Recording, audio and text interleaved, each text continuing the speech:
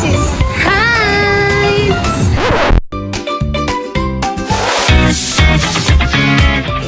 Hello, pretty. This is Heidi, your pretty buddy that pretty. Welcome back to our vlog.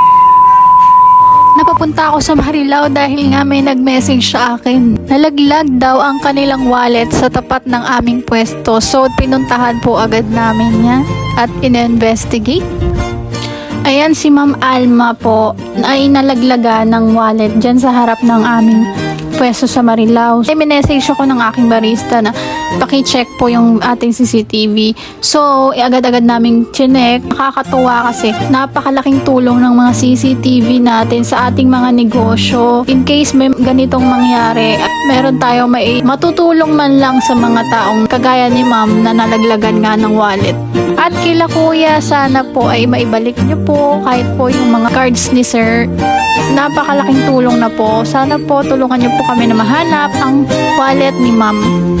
Back to our Marilao, ayan nga nagdagsaan na yung orders na kaya tumulong na kami ni Reggie kay Princess. Wala siyang kasama ngayon dahil yung training namin hindi nagtuloy sa kanyang training. So, tinulungan muna namin siya. Tuwing gabi kasi nagkakaroon ng dagsang order dito sa Marilao. So, tumutulong kami kapag may time si Red, yan, pinapatakbo ko siya dyan. Kasi hindi nga ako nakakapagtinda ngayon dahil lang ako magpahinga. Dahil nakikita ko naman ng sarili ko, apakapayat ko na, hindi ko na napapansin. Sobrang payat ko na. So, nag-decision nga ako na medyo magpahinga muna at babalik din naman ako. Huwag niyo ako ma-miss. What?